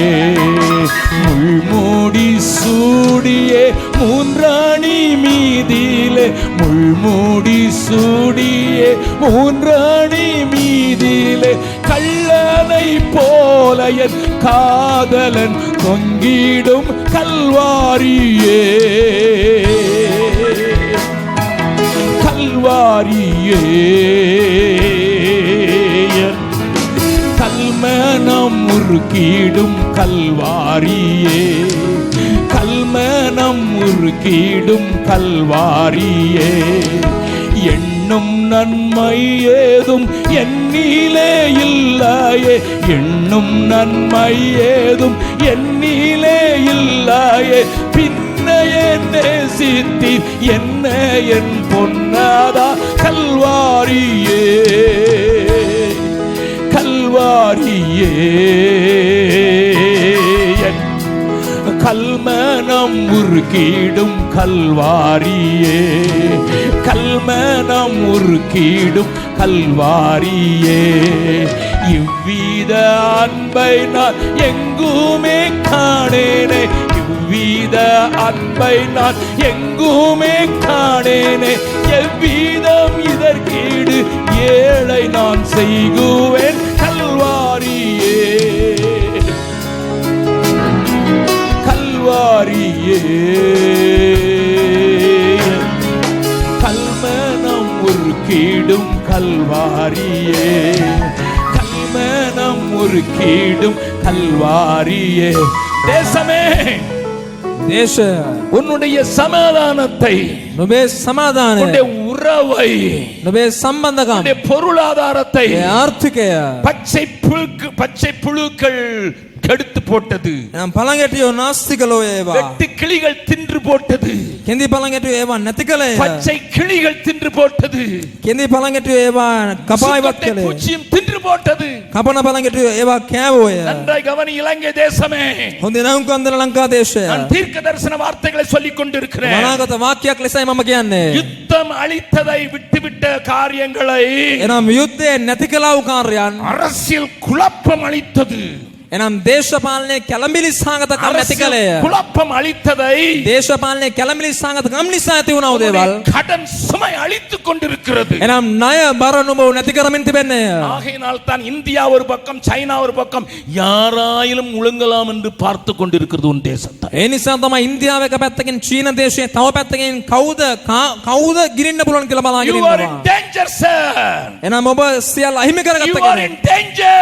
එනම් මරුණ තැනැත්තෙක්. நீ உல்லாசமாய் இருக்க முடியாது சபையே. නුඹලා ප්‍රීතියෙන් ඉන්න බෑ සභාව. அதனால் நடந்தது என்ன என்பதை பாருங்கள். ඒක තමයි සිදු වෙන්නේ කුමක්ද කියලා බලන්න. முதலாவது அதிகாரம் පළවන පරිච්ඡේදය என்ன ஆயிட்டாம் 8வது வசனத்தை வாசிக்கலாம். 8වන පදය. தன் பாலிய தன் வயதின் பாலிய வயதின் புருஷனுக்காக இரட்டு உடுத்தி இருக்கிற இரட்டை உடுத்திருக்கிற பெண்ணை போல புலம்பு. ஐயோ கத்து என்று ஆண்டவர் சொல்லுகிறார். அடுத்த வசனம், ඊළඟ පදය. போஜன பலியும் போஜன பலியும் பான பலியும் பான பலியும் கர்த்தருடைய கர்த்தருடைய ஆலயத்தை விட்டு அகன்று போயிற்று. கர்த்தரின் ஊழியக்காரராகிய ஊழியக்காரராகிய ஆசாரியர்கள் துக்கிக்கிறார்கள். 10வது வசனம், வயல்வெளி பாழாயிற்று, பூமி துக்கம் கொண்டாடுகிறது, விளைச்சல் அழிக்கப்பட்டது, புது திராட்சைரசம் வற்றி போயிற்று, எண்ணெய் மாண்டு போயிற்று. There is an economical disaster. එනම් ආර්ථිකය තුළ යම් කිසි නැතිවීමක්. அதனால தான் இத வந்த அதிகாரத்தை வாசிக்க சொல்றேன். ඒ නිසා තමයි මේ පරිච්ඡේදය කියවන්න කියලා කිව්වේ. உங்களை காட்டிலும் எனக்கு அதிகம் தெரிந்திருக்கிறதுக்கு வாய்ப்பில்லை. එනම් ඔබට වඩා යමක් මං දන්නේ නැහැ. உங்கள் தேசத்தின் நிலைமை உங்களுக்கு என்னை காட்டிலும் அதிகம் தெரியும். එනම් ඔබගේ දේශයේ තත්ත්වය මට වැඩිය ඔබ දන්නවා. This country is marching towards a disaster economically. එනම් ආර්ථික ආකාරයෙන් යම් කිසි විනාශයක් කරන මෙම දේශය ගමන් කරන්නේ. இதனால் வருகிற நிலைமையை குறித்தும் வேதம் சொல்கிறது பார்க்கலாம். யோவேல் சொல்கிறதை பார்க்கலாம். තත්ත්වය අපිට බලන්න පුළුවන් බයිබලයේ තුලින්. 3வது அதிகாரம் 3වන පරිච්ඡේදය. 3வது அதிகாரம் 3වන පරිච්ඡේදය. 3வது வசனத்தை வாசிக்கலாம். அவர்கள் என் ஜனத்தின் பேரில் சீட்டு போட்டு ஆண் குழந்தைகளை வேசி பணயமாய் கொடுத்து மதுபானம் பண்ணும்படி பண்ணும்படி பெண் குழந்தைகளை திராட்சை ரசத்திற்கு கிரயமாய் கொடுத்தது நிமித்தம் அங்கே அவர்களோட வழக்காடுவேன். வழக்காடுவேன் சொல்கிறார், அது நாளைக்கு பேசுகிறேன். இன்னொரு வசனம், 6வது வசனம். யூதாவின் குமாரரையும் எருசலேமின் குமாரரையும் அவர்களுடைய எல்லைகளுக்கு தூரமாகும்படி நாட்டுக்கு தூரமாக்கி அவர்கள் எப்படியாயிலும் கொஞ்சம் பணம் சம்பாதிக்க வேண்டும் என்று வேறு நாடுகளுக்கு அனுப்பி வைத்து கிரேக்கரிடத்தில் விற்று போட்டீர்கள். கிரேக்கரிடத்தில் உங்கள் பிள்ளைகளை விற்று போட்டீர்கள். நல்லா கவனிங்க. அடுத்த 8வது வசனம். உங்கள் குமாரரையும் உங்கள் குமாரத்திகளையும் யூதா புத்திரரின் கையிலே விற்பேன். இவர்கள் அவர்களை தூர தேசத்தாராய சபேரியரிடத்தில் விற்று போடுவார்கள். வியாபாரம் செய்கிறவர்களிடத்தில் விற்று போட்டார்கள். கர்த்தர் இதை சொன்னார். கவனியுங்கள்.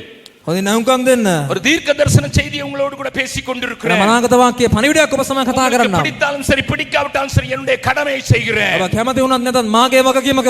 இந்த அழிவின் நிமித்தமாக தேசம் பாழாக்கப்படுகிறது, பொருளாதாரம் அழிக்கப்படுகிறது, பிள்ளைகள் விற்கப்படுகிறார்கள், பிள்ளைகள் வேசித்தனத்துக்கு விற்கப்படுகிறார்கள். தேசம் அநேக டூரிஸ்டை ஏன் வரவழைக்கிறது தெரியுமா?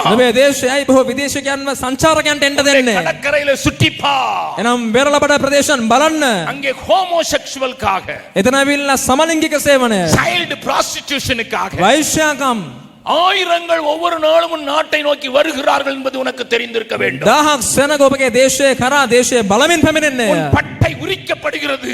එනම් කඩුවක් පැමිණෙන්නේ.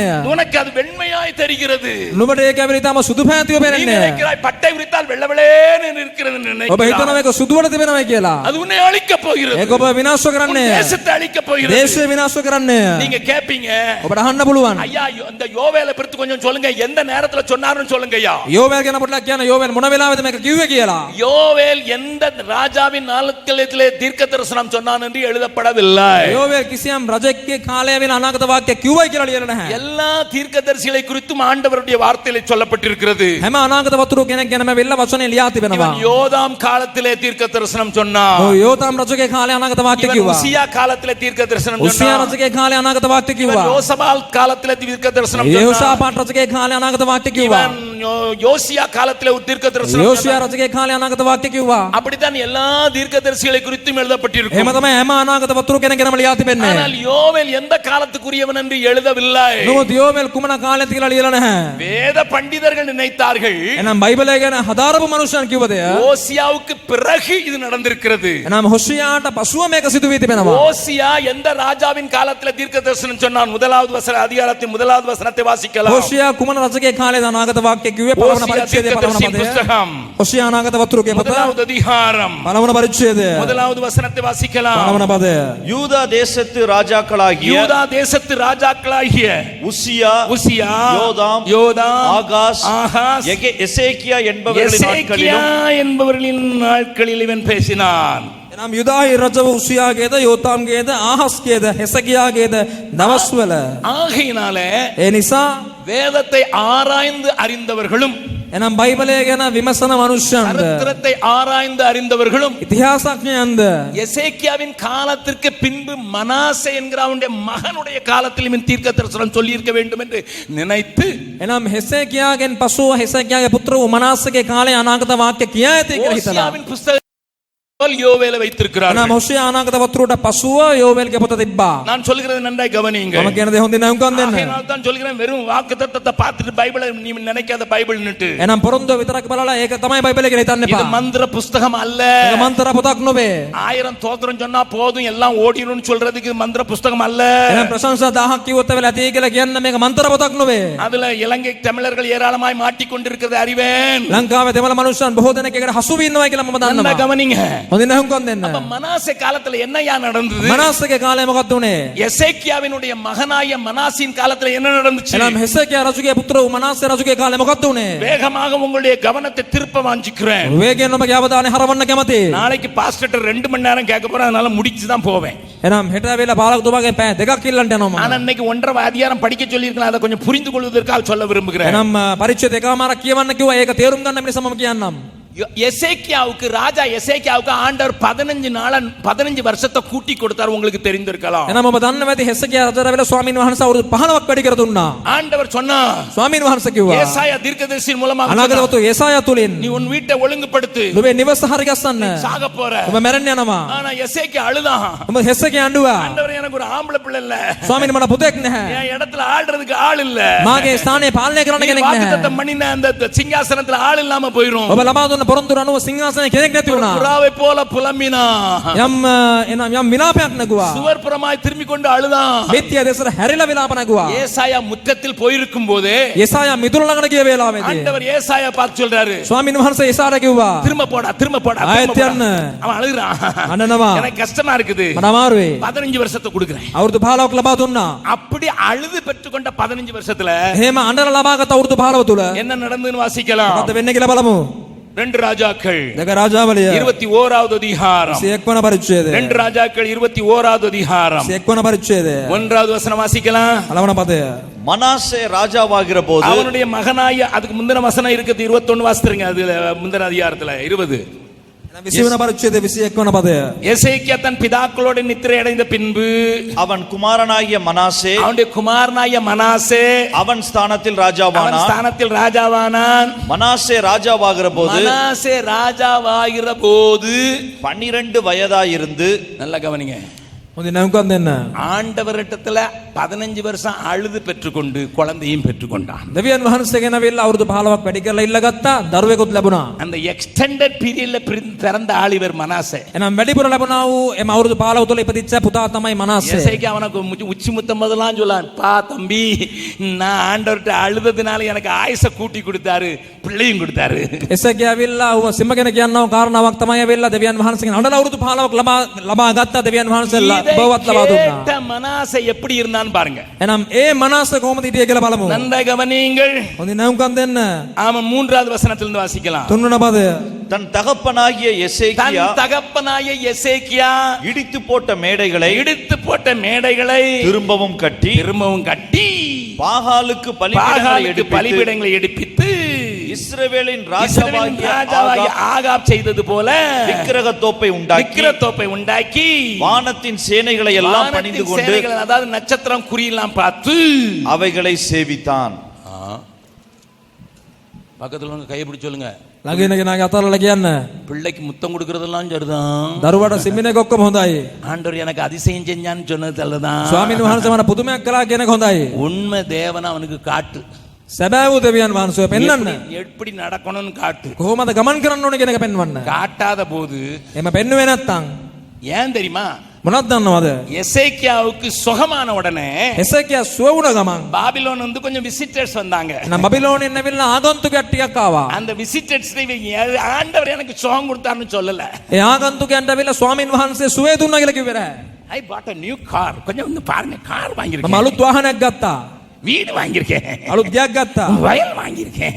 මම ගෙදක් ගත්තා. இதைத்தான் காட்டினான். මේක තමයි වෙන්නුවේ.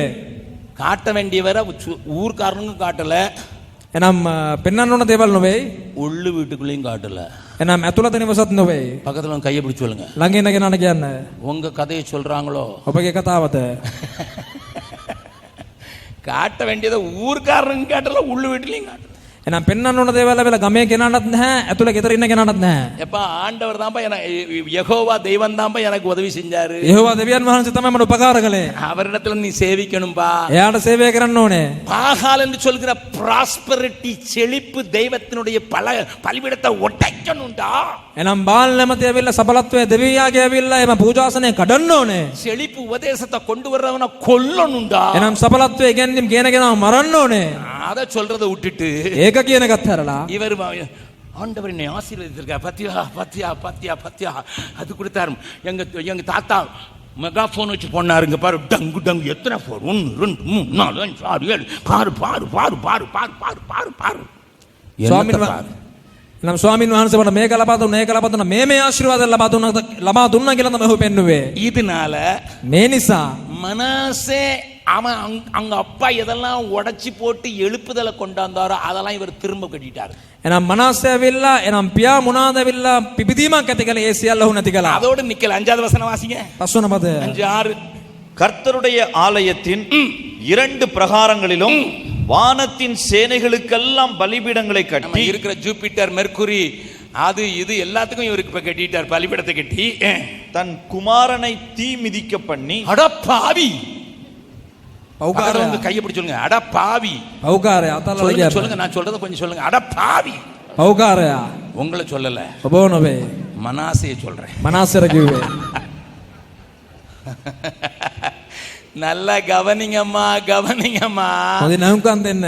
எசேக்கியா செய்தது மறந்து போயிற்று. එනම් හෙසකියා කලාව දේවල් අමතක වුණා. எசேக்கியா செய்த சுத்திகரிப்பு மறந்து போயிற்று. හෙසකියා කලාව ඇවිල්ලා වර්ධනයන් අමතක වුණා. புதுப்பிக்கப்பட்ட பலிபீடம் மறந்து போயிற்று. හෙසකියා අලුත් කලාව දේවල් අමතක වී ගියා.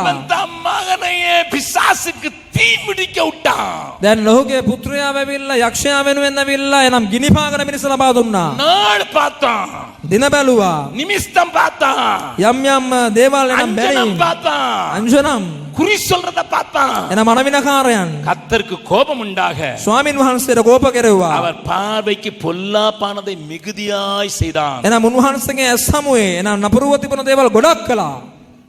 உங்க பிள்ளை என்ன செய்துங்க? අපගේ දරුවා මොකද්ද කරන්නේ? காலேஜ்ல படிக்குதுங்க. විද්‍යාලෙක ඉගෙන ගන්නවා. ஏங்க நாம வந்திருக்கேன், உங்க பிள்ளையை பார்க்கணும்னு ஆசை இருக்கு. அது ரொம்ப சீரியஸா படிச்சுக்கிட்டு இருங்க. ඔය දරුවා බලන්න ඕනේ. මට පොඩ්ඩක් කැමති වෙලා නෑ. ගොඩක් ඉගෙනගෙන ඉන්නවා. அது டிஸ்டர்ப் பண்ண கூடாதுங்க. එයාට කරදර කරන්න හොඳ නෑ. ஏன்னா O level, L level, A level எல்லா லெவலும் படிக்குதுங்க. එනම් සාමාන්‍ය පෙළ උසස් පෙළ හැම පෙළක්ම ඉගෙන ගන්නවා. நான் ஒரு வீட்டுக்கு போய் கேட்டேன், பிள்ளையை பார்க்கணும் எனக்கு ரொம்ப ஆசையா இருக்கு.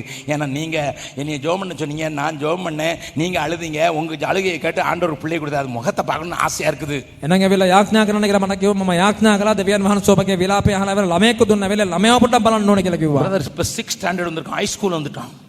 දැන් 6 වෙනි පන්තියට අවිත් ඉන්නවා. நீங்க டிஸ்டர்ப் பண்ணாதீங்க பிரதர். කරදර කරන්න එපා. நீங்க உட்காருங்க பிரதர், ඔබ ඉන්න. நான் உங்களுக்கு காப்பி போட்டு வர்றேன். මම තේ දාගෙන එන්න. ஆனா நான் ரொம்ப திருடன், உண்மையை சொல்றதுல என்ன கஷ்டம், திருடன். මම හොරෙක්. எனக்கு அந்த பிள்ளையை பார்க்கணும்னு ஆசை இருந்தது. දැන් දරුවා බලන්න ඕනේ කියන කැමැත්ත තිබුණා. சிஸ்டர் கிச்சன்ல காப்பி போட போனாங்க. තේ දාන්න ගියා කුස්සියට. நான் மெல்ல கதவை திறந்து பிள்ளை என்ன செய்யறான்னு பார்த்தேன். හිමිර දුවලා දරුවා මොකද්ද කරන්න කියලා බැලුවා. அவன் காது ரெண்டுல மாட்டி කනට අවිල්ලා කනට දාගෙන අවිල්ලා හොඳ ආකාරයෙන් නෝ නර්තන කරමින් හිටියා. அவங்க அம்மா சொன்னாங்க, இவன் காதுக்குள்ள மாட்டிக்கிட்டு ஹிஹிஹி. நான் வந்தது கதவு திறந்ததெல்லாம் அவனுக்கு கேட்கல. අම්මා කිව්ව එක් දෙයක් කියනවා නමුත් මොහු කනේ ගාගෙන යන නටමින් කරමින් ඉන්නවා. நான் அவன் பேரை சொல்லி தம்பி அப்படின்னு නම කියලා මල්ලී කියලා කතා කළා. அவன் நினைச்சுக்கிட்டான் அங்க இருக்கிற பொம்பளை பிள்ளை தான் கூப்பிடுதுன்னுட்டு. ඔය හිතුවා එතන ඉන්න ගෑනු ළමයා තමයි කතා කරන්න කියලා. என்ன தம்பின்னு சொன்னது அவன் பேரை காட்டி கொடுக்குற பேர் சொன்னேன். அவன் நினைச்சுக்கிட்டான் அவன் கேர்ள் ஃப்ரெண்ட் கூப்பிட்றான்னு நினச்சிக்கிட்டான். 6வது வகுப்பில் இவர் கேர்ள் ஃப்ரெண்டோட மம்மி நினச்சிக்கிட்டு இருக்காங்க, ரொம்ப சீரியஸாக படிக்கிறாரு. අම්මා හිතනවා හොඳට ඉගෙන ගන්නවා කියලා ඇවිල්ලා. டிஸ்டர்ப் பண்ணிடாதீங்க. කරදර කරන්න එපා. நான் கேட்டேன், அவன் எப்போ சாப்பிடுவான், அப்பமாவது பார்க்குறேன். කොයි වෙලේද කෑම කන්නේ? ඒ වෙලේම මම ඇවිල්ලා බලන්නම් කියලා කිව්වා. அவனுக்கு 10 மணிக்கு அவங்க அப்பா வரும்போது KFC வாங்கிட்டு வர்றாரு. அதை ரூமில் நான் தள்ளி வச்சிருவேன். அவன் கடிச்சுக்கிட்டே படிப்பான். තාත්තා රෑ 10 එනකොට ඇවිල්ලා KFC එකකින් අරගෙන එනවා. ඒක මම කාමරේ ගිහලා තියෙනවා. යා කෑම ඒ කෑම එක කාගෙන තමයි ඉගෙන ගන්න කියලා කිව්වා. யாரோ சொல்றாங்க எங்க வீட்டில் நடக்கிறது இவருக்கு எப்படி தெரியும்? කවුද කියනවා අපගේ ගෙදර වෙන දේ වෙලා මෙයා කොහොමද දන්නේ? KFC படிச்சுக்கிட்டே KFC කෑම කාගෙනම ඉගෙන ගන්නවා. 6 மாசம் கழிச்சு அதே வீட்டுக்கு போக வேண்டியதாகி போச்சு. මාස 6කින් ආයෙත් ඒ ගෙදරටම යන්න වුණා. பையன் எவ்வளவு மார்க் எடுத்திருக்கான்? පුතා ලකුණු කීයක් ගත්තද? முட்டை மார்க் எடுத்திருக்கான். முட்டை மார்க் எடுக்காம என்ன செய்வான்? බින්දුව තමයි අරන් තියෙන්නේ. බින්දුව ගන්නත මොකද්ද ගන්නෙ? பிள்ளைய வளங்குற மாதிரி வளங்க. එනම් දරුවන්ව හතනාකරන හදන්න. நீ கம்ப்யூட்டர் பார்க்கணும், என் முன்னால தான் பார்க்கணும்னு சொல்லுங்க பார்க்கலாம். එනම් පරිගණකයේ ඔබ බලන්න ඕනේ තැවිල්ලා මාගේ ඉදිරියේ තමයි බලන්න ඕනේ කියලා කියන්න. அவன் ரூம்ல ஒரு போர்டு எழுதி போடுவான். කාමරේ ඇවිල්ලා බෝඩ්ඩක් ලියලා දායි. தைரியம் இருந்தால் உள்ளே வா. ධෛර්යය තිබුණොත් අතුලට එන්න. தைரியம் இருந்தால் உள்ளே வந்து பார். ධෛර්යය තිබුණා නම් අතුලට ඇවිල්ලා බලන්න. அதுல ஒரு மண்டை ஓடும் போட்டு 2 எலும்பு வேற போட்டு வச்சிருக்கான். එතන ඇවිල්ලා හිස් කබලක් දාලා ඇවිල්ලා කටු දෙයකුත් තියයි. ஒரு அப்பாவுக்கும் அம்மாவுக்கும் அடி வாங்குறதுக்கு தைரியம் இல்ல. එක පියෙක්ට හරි මවෙක්ට හරි ඇවිල්ලා ගුටි ගන්න ධෛර්යයක් නැහැ. இங்க பாருங்க, බලන්න.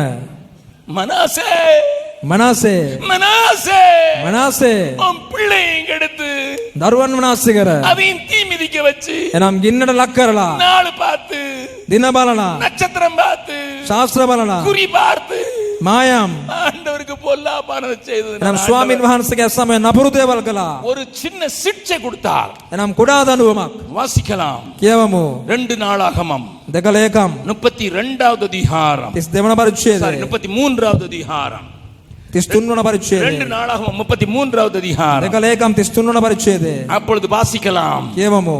9வது வசனத்திலிருந்து வாசிக்கலாம். 9 වන පදයේ සිට அப்படியே கர்த்தர் கர்த்தர் இஸ்ரவேல் புத்திரருக்கு முன்பாக இஸ்ரவேல் புத்திரருக்கு முன்பாக அழித்த ஜாதிகளை பார்க்கிலும் யூதாவும் எருசலேமின் குடிகளும் பொல்லாப்பு செய்யத்தக்கதாய் மனாசே அவர்களை வழி தப்ப போக பண்ணினான். அவன் கெட்டு போல ஊரெல்லாம் கெடுத்துட்டான், சபையை கெடுத்துட்டான், தன் கீழே இருந்தவங்களை கெடுத்துட்டான். அவன் மட்டும் கெட்டு போனா பரவாயில்ல. ඔහු විතරක් නෙවෙයි රට නාස්ති කළා වෙලා සභාව නාස්ති කළා මනුෂ්‍යයන් මුලා කළා. இவன் ஊருக்குள்ள போய் அந்த தன்னுடைய சபைக்குள்ள விட்ட ஆள் யாரு? එනම් සභාව තුළ යවූ කෙනා කවුද? உன் பேட்ஸை திறந்து பாரு, பணம் நிறைய இன்க்ரீஸ் ஆயிருக்கு. 5000 ரூபாய் நோட் அப்படியே கூடுது. එනවා ඔබගේ පසුම්බිය විවෘත කරලා බලන්න වෙලා මුදල් වැඩි වෙලා තියෙයි කියලා කියනවා. இயேசு மல்டிப்ளை பண்றார்.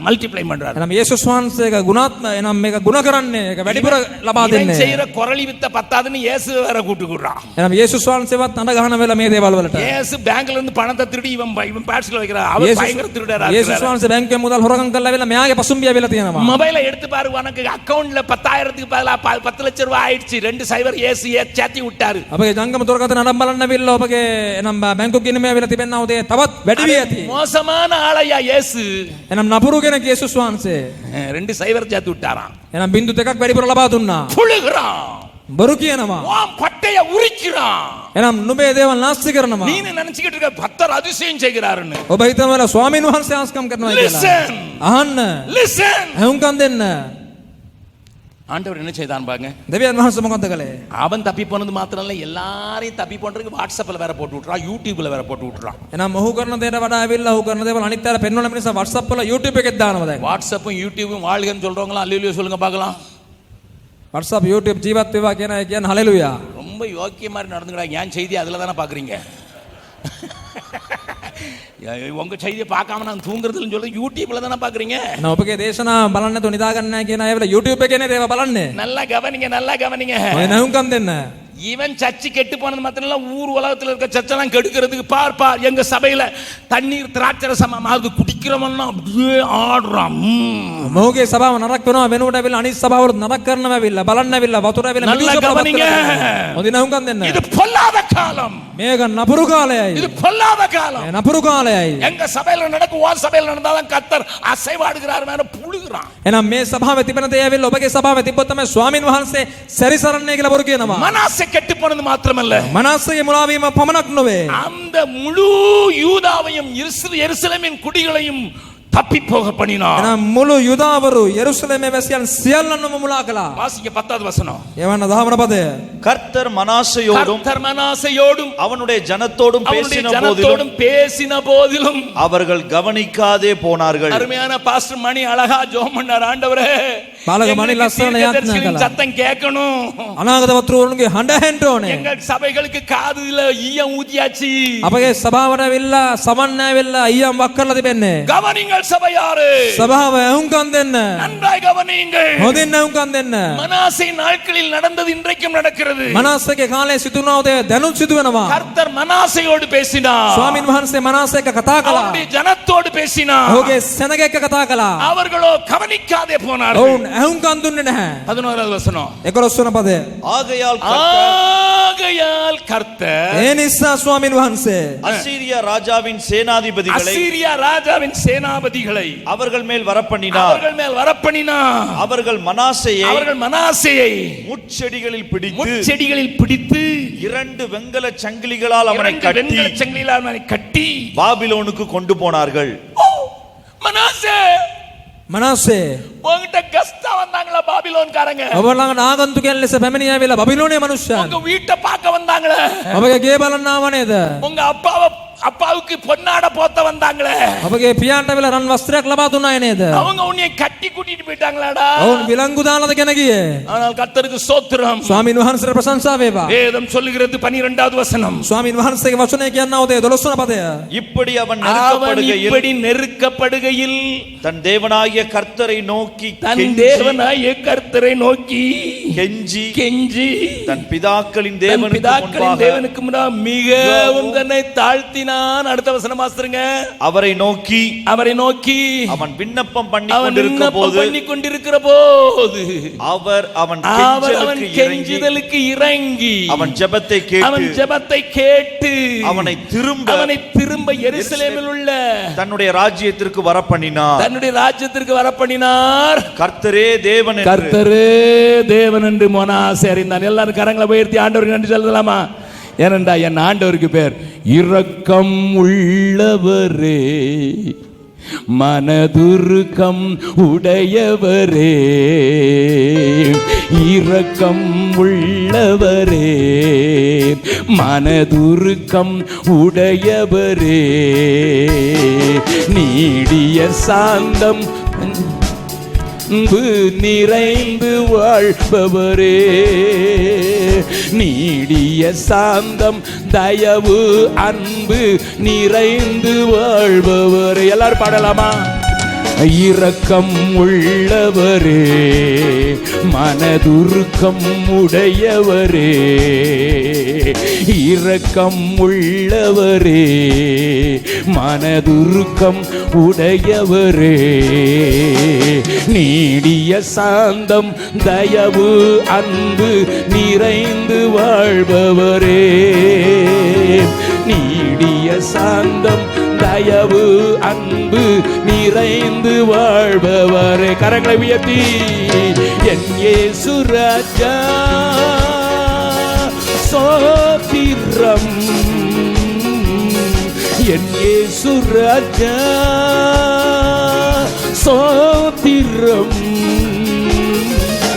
சோத்திரமே சோத்திரமே உயிருள்ள நாளெல்லாமே ஐயா, சோத்திரமே சோத்திரமே உயிருள்ள நாளெல்லாமே.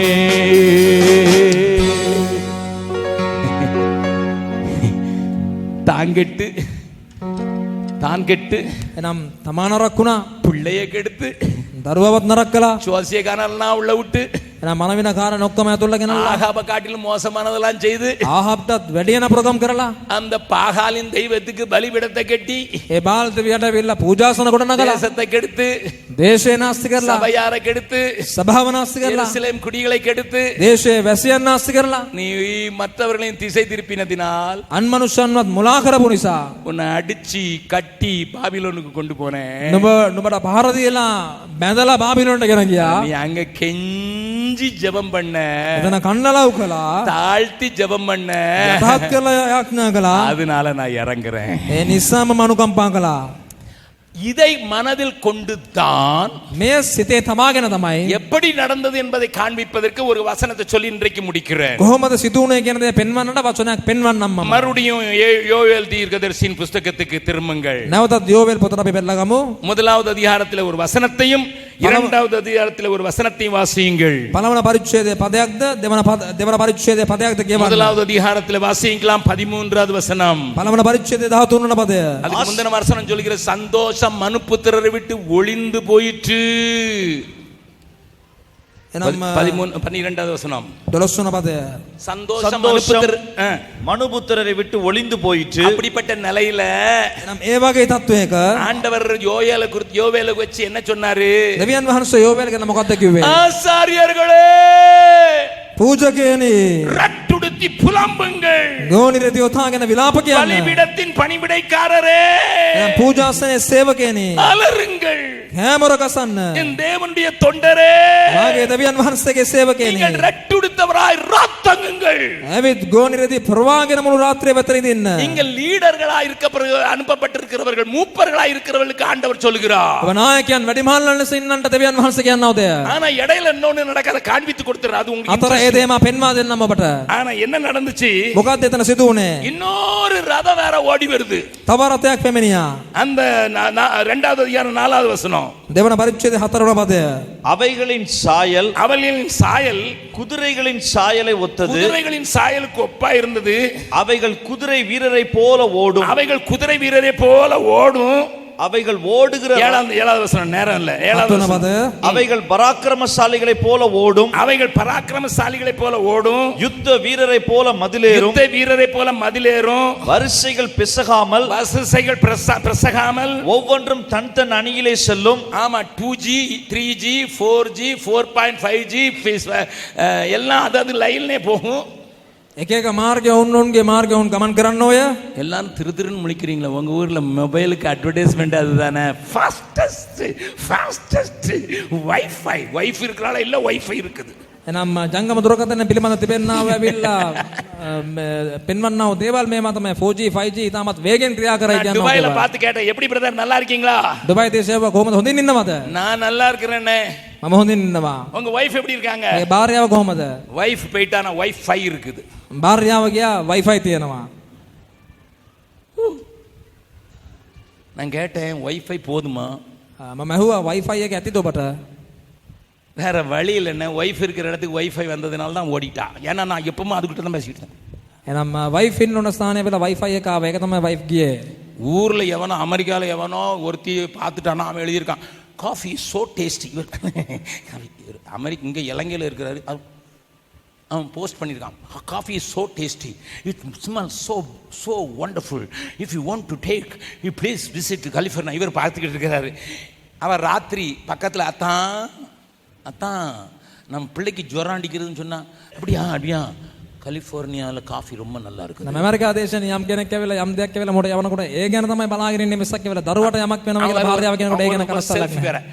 காஃபி டேல உட்கார்ந்து இருக்கிறேன் பார்த்தீர்களா? உடனே இவர் காஃபி டேல உட்கார்ந்து මම යම් පින්තූරයක් යවනවා. நான் கேட்டேன் அவர்கிட்ட, ඇහුවා මම ඔහුගෙන් ஏன் ஓடி போயிட்டா? ඇයි දුවලා ගියේ? ஏன் தப்பு தானே, මගේ වැරද්ද තමයි. நான் வைஃபைட்டே பேசிட்டு இருந்தேன், வைஃபிட்ட பேசல, அவ போயிட்டா. එහෙනම් මම වයිෆයි එකේම තමයි කතා කරමින් හිටියේ. වයිෆ්ට කතා කළේද ඒ නිසා ගියා. இப்போ யார்கிட்ட பேசுறீரு? දැන් කාටද කතා කරන්නේ? வேற வழியில வைஃபைட்ட தான் பேசணும், வைஃபிட்ட பேச முடியாது. වෙන මාර්ගයක් නෑ. වයිෆයි එකේ තමයි කතා කරන්න දැන්. என்ன பரிதாபம். මොකද්ද இது தත්ත්වය வருஷ බලන්න. வருஷா ஒவ்வொரு ஏர்டெல் பிஎஸ்என்எல், எங்க ஊர் தான் தெரியும் ஏர்செல், அதுக்கு பிறகு டொக்கோமா, ஒரு ஜியோ, இப்போ வந்து ஜியோ வந்துட்டு எல்லாம் வந்துட்டு, ஜியோன்னா ஹிந்தியில் வாழ்னு அர்த்தம், அது எல்லாருடைய வாழ்க்கையும் கெடுக்கிற ஜியோ. එහෙනම් ඉන්දියා දේශයේ එක එක දේවල් තිබෙන වෙලාව යාසෙල් ඒ වගේම ජියෝ කියලා දෙයක් තිබෙනවා. ඒක තමයි අන්තිම වෙත් තිබෙන්නේ. 2வது அதிகாரத்தில் 8வது வசனம் வாசிங்க. දෙවන පරිච්ඡේදය 8 වන පදේ බලමු. ஒன்றை ஒன்று நெருக்காது, நெருக்காது, ஒவ்வொன்றும் தன் தன் பாதையிலே செல்லும். அதுக்குன்னு தனி சேட்டலைட் இருக்குது. அவைகள் ஆயுதங்களுக்குள் விழுந்தாலும், ஆமா, அது என்ன ஆயுதங்களுக்குள் விழுந்தாலும் காயமடாமல் போகும். அது காயமே படாது, கட்டை ஆகாது, எங்க போனாலும் அதுக்கு ஒர்க் பண்ணும். அவைகள் பட்டணம் எங்கும் செல்லும். ஆமா, எல்லா பட்டணத்துக்கும் கனெக்ஷன் கிடைக்கும். மதிலின் மேல் ஓடும், மதில் மேல ஓடும், வீடுகளின் மேல் ஏறும், வீடுகளின் மேல ஏறும், பலகனி வழியாய் திருடனை போல உள்ளே நுழையும். விண்டோஸ் வழியா உள்ள வந்துடும். ஏன் யோவேல், உனக்கு எப்படிப்பா மொபைல் கிடைச்சது? යෝවෙල් කොහොමද අපර මොබයිල් එක ලැබුණේ? நீ விண்டோ 5 வச்சிருக்கியா, விண்டோ 7 வச்சிருக்கியாப்பா? விண்டோஸ் 5 ද விண்டோஸ் 7 ද තියාගෙන ஆமா, ඉන්නේ. அது பட்டணங்கள்ல மேல ஏறும் ஓடும், இதெல்லாம் சேர்ந்து ඒක ඔක්කොම ඇවිල්ලා ඒ තුලින් පැමිණෙන්නේ. இன்னும் கடுத்த வெட்டுக்கிளி. එහෙනම් තවත් වෙලා බලන් හිටියා. பச்சை புளி கெடுத்தது, வெட்டுக்கிளி கிழித்தது, பச்சை கிளி கிழித்தது, இப்ப இது முசுக்கொட்டை பூச்சி. බලන් හිටියන් පණුවන් ඊට පස්සේ ආයෙ කෙඳි බලන් හිටියන් ආයෙ ආවිර දැන් කසන බලන් හිටියෝ. நீங்க முசுக்கொட்டை பூச்சி பாத்திருக்கீங்களா? ඔබ ඒ බලන් හිටියන් බලා තිබෙනවද? முசுக்கொட்டை பூச்சி இல்ல, புழு பாத்திருக்கீங்களா? ඒ කපන අය බලලා තිබෙන කපන බලන් හිටියා. உங்க ஊர்ல நான் கொஞ்சம் பாத்திருக்கேன், பட்டு செடி எல்லாம் பாத்திருக்கேன். ඔබගේ දේශයේ බලලා ඇති ඔබ. அந்த புழு எப்படி போகும் தெரியுமா? ඒ පණුවන් කොහමද නම්? சத்தமே கேட்காது, ஆனா உள்ள போயிடும். සද්ද ඇහෙන්නේ නැහැ. එමෙට යනවා කොහමද ඇතුළට. அதுக்கு பிறகு கூடு கட்டிக்கிடும்.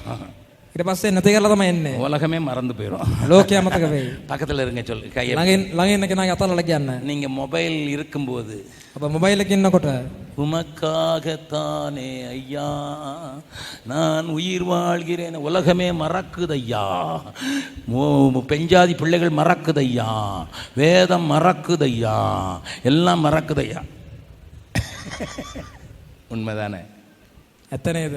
இது வந்ததுனால ஆண்டவர் என்ன சொன்னார் தெரியுமா? දෙවියන් වහන්සේ මොකක්ද කිව්වේ? முதல்ல சொன்னாரு ஆசாரியர்களே புலம்புங்கப்பான்னு சொன்னாரு. එනම් පූජකයන්ට කිව්වා ගෝණියදී අඳින්න කියලා. இப்ப சொல்றாரு, என்ன சொல்ல பாருங்க. දැන් කියන්නේ මොකක්ද? 16வது வசனம், 2வது அதிகாரம் 16வது வசனம். දෙවන පරිච්ඡේදයේ 16 වන පදය.